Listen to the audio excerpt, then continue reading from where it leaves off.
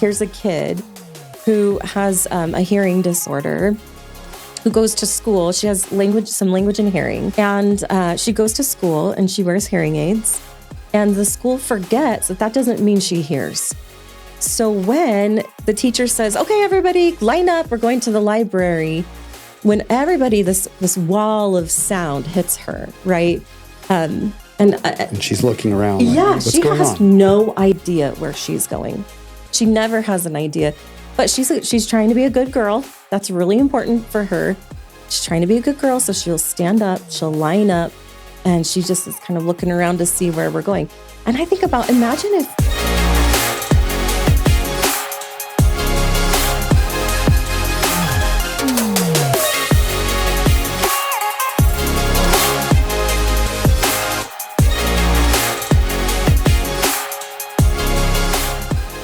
Hey everybody, welcome back to another episode of Therapy Unmasked, a podcast for parents with kids who have special needs or are needing help with their children in hitting growth and developmental milestones. And today we have a very special guest. Her name is Kiersten, and she owns Mountainside Counseling Services. Mountainside Counseling Services in the area. So I'm going to go ahead and just have her introduce herself and kind of explain what she does. And then we're just going to talk about how she helps kids overcome various issues that they have throughout their life. So go ahead, Kiersten, go ahead and tell our audience about yourself. Hey, well, I'm Kirsten Jacobsen, and I am a licensed clinical social worker, LCSW. I own Mountainside Counseling Services here in Layton. I've been working with adults and children for 15 years. In that time, like many social workers, have been able to cover lots of topics and subjects during that time. But my passion and specialty is working with trauma, and whether that's a child or an adult, but really kind of diving into the world of trauma. So cool. And such a labor of love too, right? Like you get to see all kinds of families and all kinds of children and really make an impact. Like the thing about being a trauma therapist is, if I said that to somebody out on the street, they're like, oh, your job's so hard. But to me, I'm like, well, I have the best training to teach somebody that you can heal even from like the worst stuff. Even if the people are not sorry that they did that to you, you still can heal. I think that's like a gift for me that I get to be part in that. It's remarkable because for some people, trauma is like a stumbling block, but for other people, it halts them completely. Mm-hmm. And I'm sure you see a lot of that. So to be able to remove barriers or even remove like stumbling blocks or anything in between, like it is really a gift. That's cool. There's like a really special moment when you can hold space for people when they're talking about their deepest, darkest fears or pains. I don't know. Those moments they're hard, right? But I always walk away with some gratitude of like, I'm glad I could. Like, there's just not many people who could tolerate sitting with you in that and not be overtaken, but then to still have the hope to say, like, yeah, we can get through this. I believe in healing and growth, that we can move through it. That's so amazing because, I mean, we see kids here at our clinic every day that, you know, they're going through a lot of physical issues or sometimes even cognitive and mental issues. But we also know that there is a lot of like, you know, trauma, but also things that they are going through that are behind the scenes that we don't always get to see.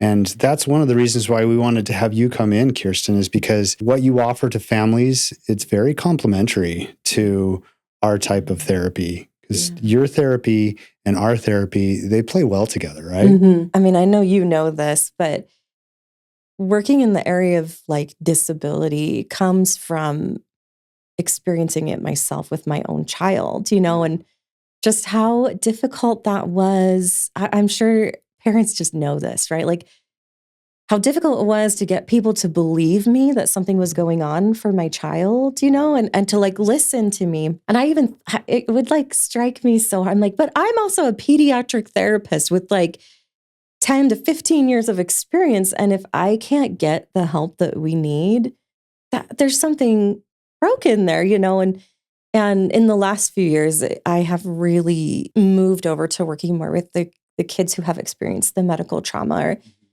have experience with disability, whether it's visible or invisible. And and working with like the parents, because man, I'm in the same place. Like this is like my favorite therapy type necklace. It's my little starfish. And I think even if I work with just one family and I help them, or if I just understand them, it means all the world to that one.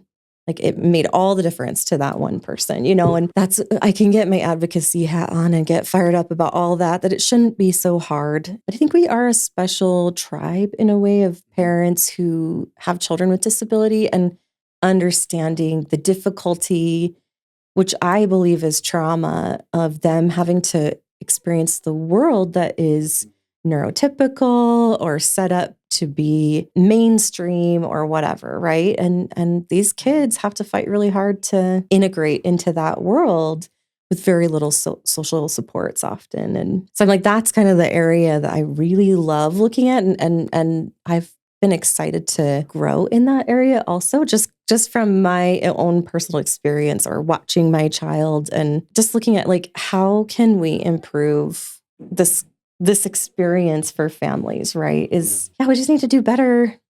Like I hold therapists to that standard too, of like, we just want to recognize that there might be people who disagree with me, but I call it trauma. Trauma doesn't have to be the big T, like hit by a car, like a natural disaster, or maybe an election. I don't know. It doesn't have to be those big T's, right? Sometimes it's more subtle like that these kids experience something every single day that can require them to have big coping skills, and maybe little understanding from the world around them of what help and supports that they need. And I think that's the biggest area that we try to meet too, is looking at our children as this whole picture in order to help them. And the reality is, I should clarify that treating anxiety, it could be a generalized anxiety and it can be trauma. The antidote or the answer is different for each. But so by looking at our children who have had like medical issues or have disability and saying, hey, what you might be experiencing is trauma, can give us better outcomes by treating what is actually causing the anxiety versus like, hey, you're just kind of anxious and life is hard. And yeah, it's hard. Life with a disability is hard. The reality is what you're experiencing is trauma. And we have all these programs that can help with trauma more specifically. I mean, who are we to say how people experience things? Like there's such a variety in people, and there's such a variety in the way that people process and understand the world around them. And so, yeah, like trauma is individualized, right? Mm-hmm. One thing that me and Nick were talking about a few weeks ago is that trauma affects it affects multiple aspects of our lives in ways that is hard to correlate. For example, we were talking about feeding disorders, like that can be triggered by trauma, or maybe the way like kids walk, that can be triggered by trauma, or maybe behavior issues, like that can be triggered by trauma. And so I love how you have said getting to the root of the trauma and resolving the trauma can help make what we do here at Ability Innovations a lot easier, because when they understand the root of the trauma, it's easier to overcome that. And so I'm curious for you, without like going into detail of like who the person is, what are some of the most unique cases that you've seen that have really helped highlight like getting to the root of that trauma? I mean, I'm fine talking about my daughter's experience. I often do, and she's fine with it. She actually told me the other day that she thinks she wants to be an OT because she loves her OT so much. She's been so grateful for the services. She sees the impact that it has for her. And I think that'd be amazing. She'd be an amazing OT. She talks about an audiologist sometimes too. She'd be amazing because here's a kid who has a hearing disorder, who goes to school. She has some language and hearing. And she goes to school and she wears hearing aids. And the school forgets that doesn't mean she hears.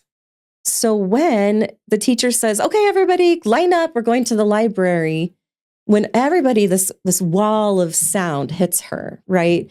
And she's looking around like, yeah, what's she going has on? no idea where she's going.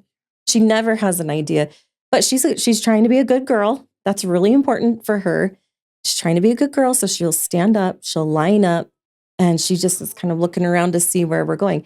And I think about, imagine if, like, I worked with a refugee population and we would talk about trauma for them, the trauma of being picked up from one country and being forced to another country where you don't have language, you don't understand what's like being said to you at times. Why are we not talking about that with our children that might have communication disorders, hearing or communication or speech difficulties, or kids who can't say or advocate in that way? And so for me, when I look at those, I just think, imagine if we believe that those kids could be experiencing trauma, the empathy that would happen. That teacher would just empathically say to Jillian, hey, I'm not sure if you heard that, but we're going to the library right now, okay? Good, cool. It wouldn't have to be in her IEP. I wouldn't have to raise a fuss. I wouldn't have to fight the school to get this accommodation.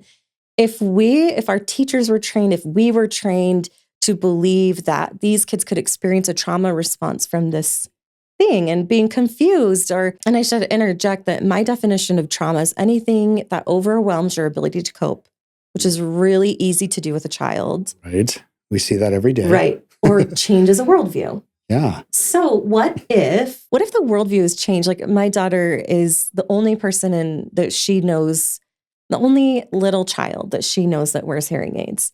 So we're changing a worldview, right? Like, everybody can hear, but for her, that's not true. Right. And so that fits the definition. Her world, yeah. Right. Like, she has to build beliefs about herself in relationship to the world, that it's true. Not every child wears hearing aids. And it's easy as a parent to say, and I feel so blessed to have the insurance or the privilege to provide that support to her. Not everybody in our country has those opportunities. And even insurance, like, we had to pay cash for her hearing aids. Like, even sometimes insurance doesn't. And I feel grateful we could do that. That doesn't change her worldview. She doesn't say, you're right, I should be more grateful. Right? That's not how we change the worldview. But if we go through that definition, just even that changes the worldview. But it doesn't take long for a child, and we started noticing this stuff in kindergarten, because it didn't take long to start overwhelming her ability to cope in that school system, away from mom and dad who just understood her language. Or we just kind of always had if she was struggling, we have our 5 things. We just always go down the 5 things and something's going to hit for her. But she didn't have the language to say, hey, I'm thirsty. Can I have a drink of water? And I think especially, like, she's your first. Mm-hmm. And so you don't really have other kids on a day-to-day basis to compare it to. Like, you see kids here and there, but so you're not always as sure as a parent. And then they get into kindergarten and you're like, oh, there is something more here that she needs more support. Yeah. Do you know what's crazy? We even were sure. Yeah. And she was deaf as a child, and we were able to repair that through surgery or whatever. We still didn't know what she needed until she was in the environment. When you don't know all the demands. Yeah. Yeah. Yeah. And that's the stuff I work with the family members, right? Work with a lot of moms who have mom guilt. Like, why didn't I catch this? Yeah. I'm like, why didn't I catch this? Why didn't I? It changes a worldview, because the good moms do that, right? But the reality is like, these are pretty subtle things. Like, I think about, like, autism, right? Like, there's no, like, tag on the back of their head that tells us, here's what's going on. But do this, this, and this. Yeah. And autism, they are individuals, and different things are going to help that child. They're going to have different needs or desires. And research hasn't even caught up completely with this, right? So how, there's no one size. I always say, I wish we could have, like, an X-ray machine for our children, and it would say, oh, this is what the problem is, and here's how we fix it. We just put a cast on, and then we'll X-ray again and make sure it's fixed. Right. And our kids are, and so it does create this worldview change, right? Of like, can I trust myself? Can I trust my doctors? Am I making the right choices? Am I somebody who makes good choices? The biggest thing is I'll have parents come and ask for parenting programs, and specifically if they have children with disability, I will send them to the awakened parent or conscious parenting. And it really is like, if you if you already have a worldview that says, I can't trust myself, you're going to play that out with your child. And all of us as parents, like we know we do that all the time. All the time, yeah. That's because we just do what we know. But if we can heal that, which I utilize EMDR, eye movement desensitization and reprocessing therapy for that. If we can desensitize and reprocess these beliefs that are already there, we can stay present with what's happening with our child. We can go to IEP meetings and just advocate without all the emotional tax or toil. But if we have those underlying beliefs from our own child, right? Yeah. Yes, I call them our landmines. If we hit the landmine, hit the landmine, and we're like, why did I?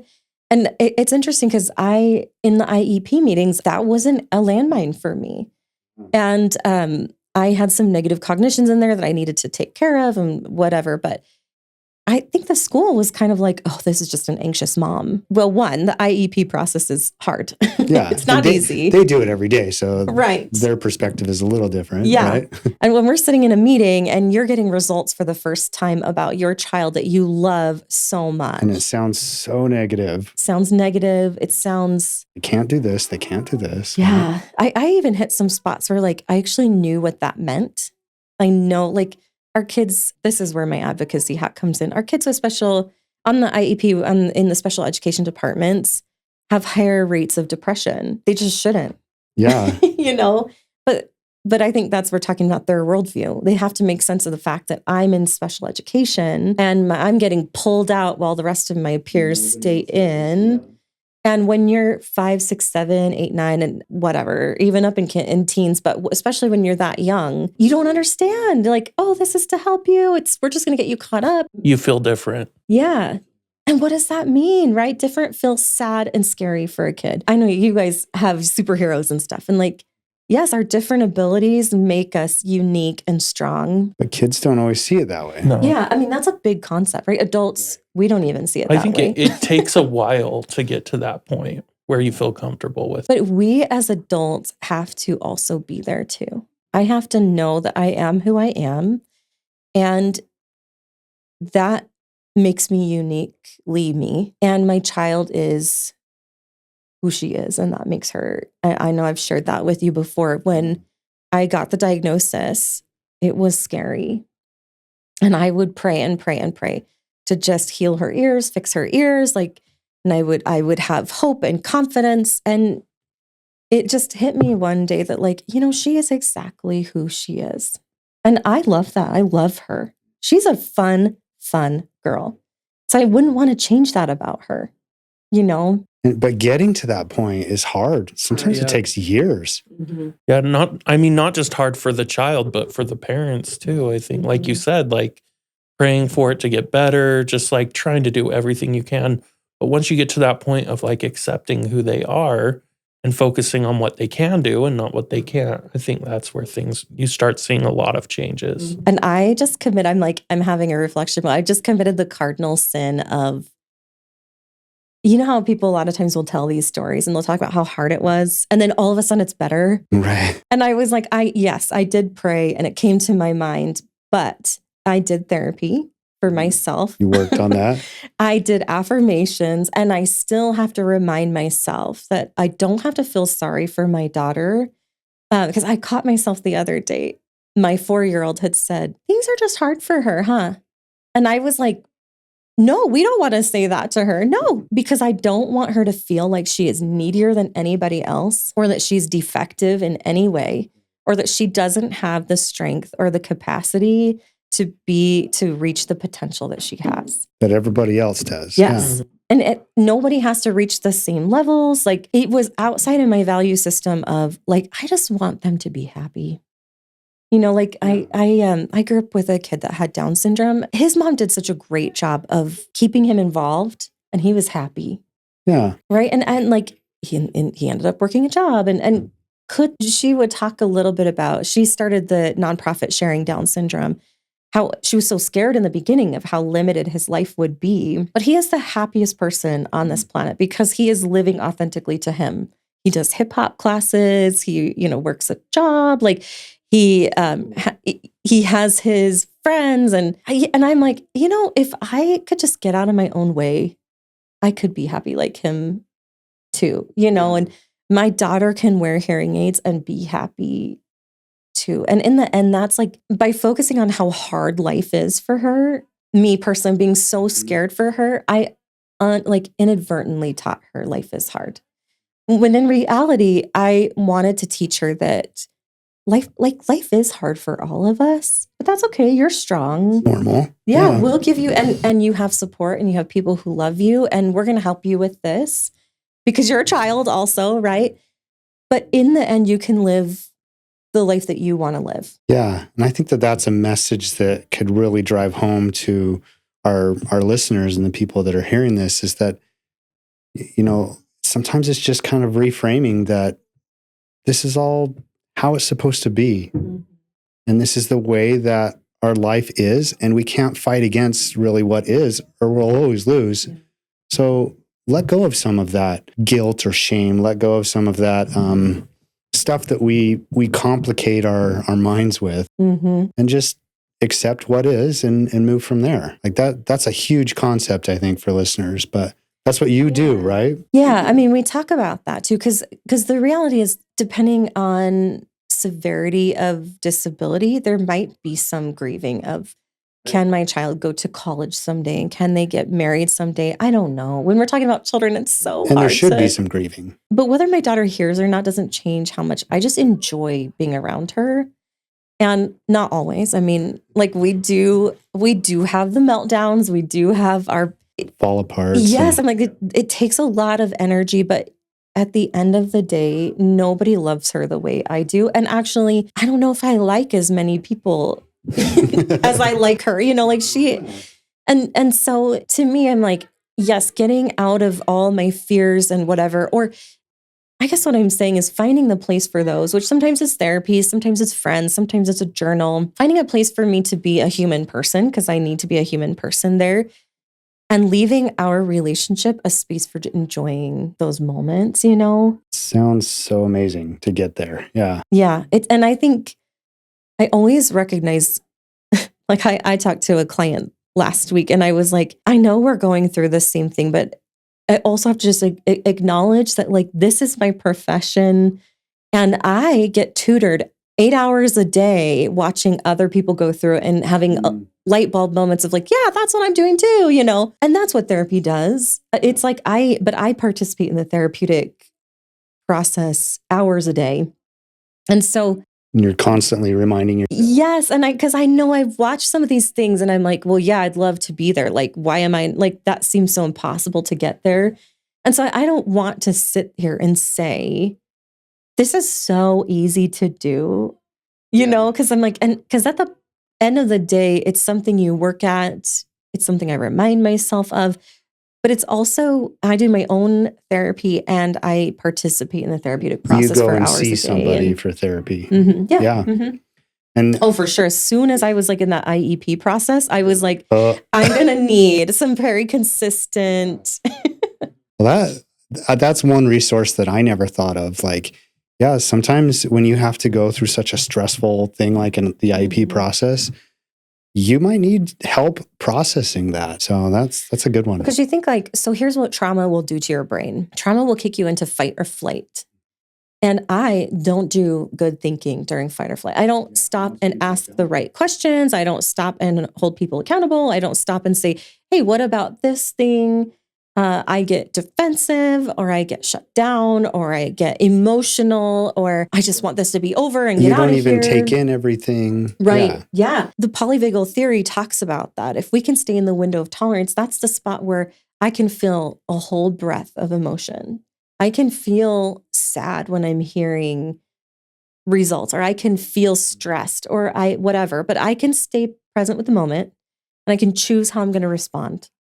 And a lot of times in these IEP meetings, I'm going to choose to respond to that later. I'm going to say, I'm going to contain that mom part of me for just 1 second. That it's all mom part of me. Maybe that's more the human part of me, I think. The mom part of me is going to stay here and I'm going to ask questions and I'm going to advocate and I'm going to push if I need to push, or I'm going to try to bolster the team or whatever. But unless we're in that window of tolerance, we don't have the social emotional brain online. So we're not working on connection with our team. We're maybe viewing them more as our advocate or our adversaries in this, or we're not trying to ask the questions. We can't retain the information. So we're not coming up with the next question to ask.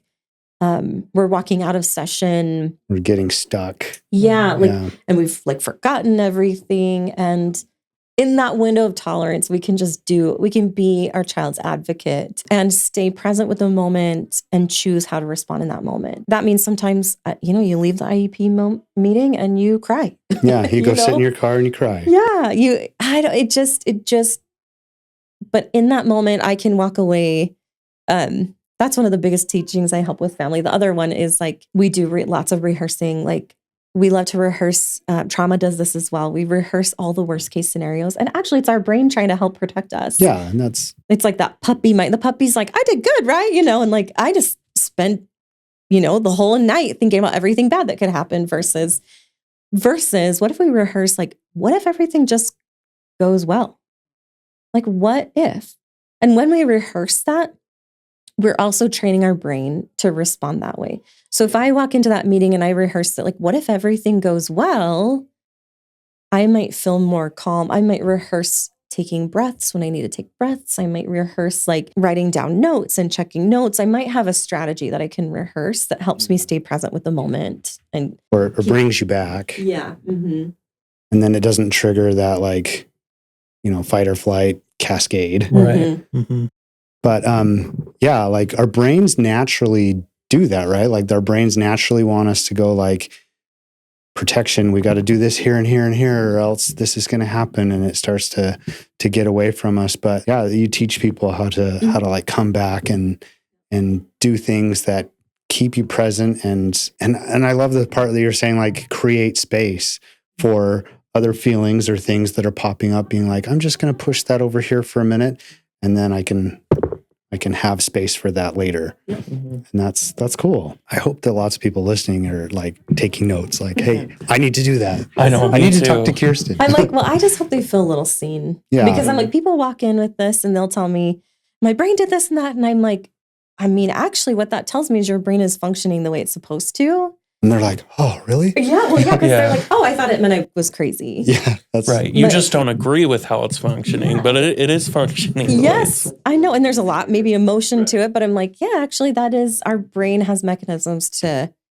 work that way. So and then you're would you like to teach your brain to do this? Yes. Mm-hmm. Well, and actually, I would even modify that statement and when we reduce the landmines and the trauma, your brain generalizes to being able to tolerate things in the present moment and function in that way. That this is how your brain works in the fight or flight zone. And because it's trying to protect, it's trying to whatever, but there's this other side, the window of tolerance that feels like the Garden of Eden almost, right? The window of tolerance. Right. The sunlight comes through. Yes. Right. But inside the window of tolerance, your brain will just also do what it's built to do. And so it's not a lot of work. I mean, it's in session. It's a lot of work to reprocess. To take out the landmines. Yes. And then your brain will just do what it's meant to do. These are all functions the brain has been built for. It releases the chemicals for it. It just takes over. The best example of that we always talk about is, when you cry and people feel oh, I feel better. Yeah. I released all that. When we cry, the brain releases certain emotions. That crying is the trigger. Sorry, I didn't mean to say emotions. That chemicals or hormones. That there's certain emotion or hormones and chemicals that are released, and that makes us feel better. Crying was the mechanism, and our brain did exactly what it was created to do. And when we all tell ourselves, "Don't cry, don't cry." Yes. Right. But that actually is just that's just how our brain is wired, and it will respond the way it's supposed to, as long as those landmines are gone, the negative cognitions. There's this really fantastic research out there that talked about, they would show people a picture that would elicit a big emotion. And they had a brain scan going on at the same time. They had all the wires and stuff hooked up. And what they found was in the prefrontal cortex, they would have 60 to 90 seconds of activity in the front, which was their emotion about that picture. And then what happened was they could go for indefinite times and the lights would switch over to the memory portion, which is their feelings and their connections and all the times they felt that feeling. Yeah. So that's when we talk about spiraling, that's actually what happened. It's going back into that memory part. Yeah. Right? Like when somebody like cuts me off and honks at me and I'm like, jerk, but then I move on. Yeah. It's because I don't have a lot stored. But if I had been in a major car accident. Those are the landmines, right? Yes. And they cut me off or honked at me. All of a sudden I might be in a dissociative state because the brain's like, oh no, this memory portion kicks online and is going to start trying to help me in that moment. You know, when we have a trigger happen, it lasts for the whole day. It's not actually in the prefrontal cortex. Actually, the energy moves from that into the memory banks of all the times I have felt that way before, all the times I've been helpless, replaying all of those times, not what's happening in the present moment. Interesting. And that's the stuff that we work on is what if we could get rid of that? Then a being honked at or cut off becomes just that. Prefrontal cortex takes care of that emotion for us and we don't light up with the additional energy. So that's kind of like that's the goal of EMDR and trauma therapy. I kind of have like going into that because I wanted to ask you about EMDR. I just didn't know how to bring it up because I don't know how common it is with kids. But since you've already started talking about it, do you work with adults too? Or primarily kids, or you just... It's harder to find EMDR for children. Yeah. It's very easy to find EMDR for adults. And some of that is because kids... So EMDR, a setup for EMDR looks like they sit on the couch, you sit on your chair. They might follow your hand movement because it's eye movement. It's built on REM sleep, why our eyes move in REM sleep. Or they might hold tappers, or they might follow a light bar. Children don't do that. Yeah. Some children... Their attention span or yes, and so it is a little bit more specialized to do EMDR with children, but it's not impossible, and they still function. They still get the same results as adults. Oh, okay. Because I always thought that the purpose of it was to bring back like childhood events or childhood trauma. I don't know if that's real or not. But I'm so glad you said that because I've been doing EMDR for like 9 years now, but I've been practicing for 15, and I was treating trauma in at like rehab. And a lot of the women that were in our rehab had major traumas. And we were doing like TFCBT. And I'm not downing on any. There's just a difference between the two. But the problem is they'd be so triggered that they would go home and not know what to do with it and sometimes use because of it. When I was trained in EMDR, I now call it a more humane approach. EMDR is not applicable to every single person, and not everyone's going to like it. So I'm not here to say it's like drink the Kool-Aid. It's it's a really, really, there's strong evidence behind it. It's helpful. It's great. I call it humane for that reason. I don't need anybody to go back. I don't need to bring back their childhood and have them relive it. There's a duality of, I want you to be the strong person that you are today. And I want to review and reflect on those past events. For kids, they're in the middle of it. So we don't do a lot of going back. But like for adults, I'm like, actually, I don't want you to like get in, like some people are afraid to go there because of how scary that was. We measure that too. Back when you experienced that, it overwhelmed your ability to cope. That's why it's like kind of that frozen trauma. But who you are today has the coping skills in you right now to deal with that. And so if I had a child that had just gone through something really scary or some sort of big thing that they really don't have the skills for, that's the first step. Let's give you the skills first. And now I'm going to show you that you are a skilled child. And using those skills, you can reprocess that like the world isn't the whole world isn't unsafe. It's that maybe that event was unsafe. Or like I've worked with clients who had amputation. And so it's not that every doctor is, or that doctors are unsafe. It's that was really scary for me. And that's okay. It's okay for that. It would be, right? Like, because I want people to feel their emotions. And so it's okay that event was scary, but we don't have to be terrified to go to the doctor. We don't have to worry, like melt down every time I have that like fight or flight, right? Because everything is at that same level. So I love that because we don't have to re-experience it to fix it. We always say in EMDR, we review it. We're going to review it with the person that we are today. Kind of like a window view of it. Mm-hmm. Yeah. just a little bit of, I want you to still be able to connect to the emotion, because I don't want you to be looking from like the top of a skyscraper down at it, right? But be able to connect with it. But I want you to be who you are today, because you're a skilled person. And one of the very beginning steps of EMDR is called resourcing, and it's to make sure that we're skilled, or that we've reinforced reinforce like the skill that you are, the strength of who you are. I never promise to clients that you are going to leave therapy and be so grateful for this trial in your life. Because these are hard, and these and I would be lying to you if I said that. I tell people, I'm like, I hope that you leave and you feel good about yourself outside of that. We talk about, how we say what doesn't kill you makes you stronger, or trauma makes us stronger. That's hard for clients to connect with because they don't feel stronger. And the reality is maybe strong is not the right word, but we measure it with PTG, post-traumatic growth. And that looks like the empathy that comes from a child, like my daughter who wants to be an OT. It looks like the empathy that she can have for that child is the PTG that she's learned from that. Or I've worked with kids who have had car accidents before. The PTG for them is that they are more skilled at crossing the street. I know that sounds crazy, but we can get out of them being terrified to cross the street, or having to have almost like an OCD about following or crossing the street, creating those rituals or whatever.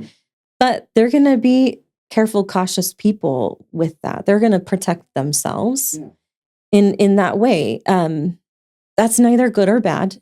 It's just post-traumatic growth. Yeah, definitely. Is there a way, this might sound ignorant, but is there a way to prevent the PTSD from happening later in life if you take care of it when your child is younger? Yeah. No, that's exactly the truth. Okay. And I think that, yes. And for children, we have a lot of adults who are like, I don't know if they're a lot of the families, I don't know what they're experiencing. And that's our job. We'll figure it out if they're experiencing trauma in that moment. Sometimes they're not there yet, but we can help them process the situation that happened. I think medical is such a great example of this, that even if it's just like an MRI or something that feels scary for a little child, right? We can talk with them. We're trained and skilled to help them resolve. So we don't develop the negative, so we don't develop the worldview that MRIs are scary, or my body is scary, or whatever, right? Just kind of we really try to generalize it. We really try to neutral, that's a thing that happened. That's not that doesn't mean anything about you or the world. And kids are my therapists that when I'm training them working with children, they're they're better. Is that normal? It's been 3 or 4 sessions, sometimes, sometimes it is. Kids they just have this pure, lovely mind, and their brain is firing so much faster than us as adults, and they just heal fast, right? And so sometimes, yes, I think that's really true. It's never going to hurt a child to do some sessions. And as therapists, we are not looking at keeping them forever. We're kind of looking at how can we get them to where they feel like they don't need to come anymore? I have lots and lots and lots of kids that we do maybe 3, 4, 5 weekly sessions, and then they bump out to coming every month. But eventually they think, hey, therapy really is helpful for me. So then I get texts that's hey, little Johnny would like to come see you. Is that okay? And he doesn't necessarily have a big thing that's happened. I think he just wants to keep in that that supportive environment. And there's no right or wrong way to do this, but I think that's exactly, that would be ideal. We always say the closest you can get to the situation, there's a little bit of too close. Yeah. Where if their brain hasn't fully wrapped, processed it. Yeah. If you're just kind of still, it's called acute stress, where you're in the shock of it. We can help process through that. We can help support that. We can help kind of minimize the, impact of that. There's not going to be a lot of reprocessing that might happen in that stage until they are able to connect with their present moment. Yeah, that's great. I mean, I've always wondered that. I have a friend who recently has been diagnosed with PTSD, and it's from something that happened when they were a little kid. And so I've always wondered, like, if they had done therapy at that age, would it have solved a lot of issues that they're now experiencing as an adult? Like a good example in my training, I remember she gave this example, and I was not a parent yet. I was pregnant at the time, but she talked about, why are some kids afraid of the monkey bars and some aren't? And I was like, that is such a good example when you think about it now, like about how much they fall off the monkey bars. Why are some terrified to do it and some aren't? And it's about, some of it is internal, like their view on life that they've internalized, and like the resilience factors and all that. But some of it is, how did the recess duty respond when they fell? And you have to be careful, because some recess duties are like, I think this is so good natured, and they hold them and like, I know that was scary. I know, but we're just reinforcing how fearful the monkey bars are. Yeah. And so that's kind of like, when we think about those childhood events, probably all of us have some of these. Like we have something that we're like, I can remember that moment so vividly. It's like frozen in my brain.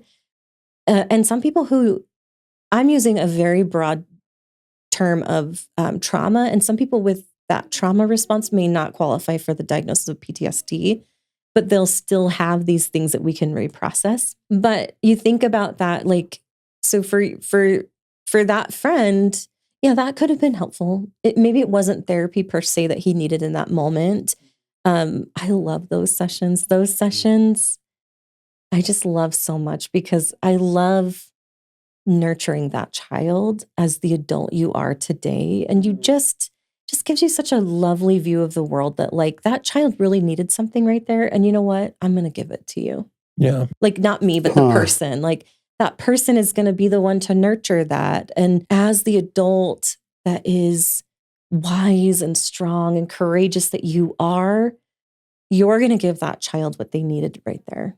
And maybe it's simply just to say, you just didn't understand what was going on. But thank you. Yeah. Yeah. Right. That's PTG too. When you think about that, post-traumatic growth, the fact that you made it from that child that didn't know what the heck was going on and making sense of the world to the human that you are today, that's post-traumatic growth. That child grew in a way to get you through life with that trauma until you were an adult with the ability, the means, the access to emotion, whatever, to reprocess that time. I think people get nervous that they're like, oh, I failed. I should have done this earlier. I'm like, we all just have our own time frame. And I think I love those sessions specifically because everything is in you to do that trauma work. I'm not going to bring, and I'm not going to bring up memories. I might teach some skills here or there to tolerate the emotion that's going to come up, but everything's inside of you. You are the you that you need to be to heal that trauma. That's such a beautiful way to look at it too. So we'll go ahead and wrap up. We do have one last question that we like to ask everyone, and that's, what do you think your superpower is as you've been a therapist to people, as you've helped kids? Just because ability innovations, we play off that superhero theme. We focus on ability. So what would you say your abilities or superpowers have been? I think human behavior, just seeing people for the potential that they have, is a part of me. I think and that's my PTG because that's from trauma in the past. But I feel blessed to be able to see people for who they are. Like I've worked in the jails. I've worked with our homeless these people that you guys know, the $1 or the $20 bill. They did that my first day of social work school. And man, that resonates with me, that nobody has ever lost their value. You are always valuable. And I'm like, I think that's what, and that's not something I learned as a therapist. I think it's just part of me. Yeah. You still see everybody's value. Mm-hmm. That's cool. Yeah, you're the kind of person that needs to be a counselor and a therapist. Yep. Yeah. It took a lot of trauma to get me here. But hey, you're PTG. But yes. Well, we will go ahead and put your practice and any other information that you want to share in the show notes so that people can find you. And I really hope that this episode has been beneficial to our listeners and to our parents to be able to see that like our two therapy practices do kind of run parallel with each other, that as we work on the mental side of thing and, you know, the real world practice of feeding and occupational and speech and physical therapy, we can kind of really help resolve a lot of like traumatic issues that have happened. So I do think this was a really good episode, and I hope you as the listeners have enjoyed it. We are going to go ahead and wrap up. Again, just keep in mind that Therapy Unmasked is brought to you by Ability Innovations.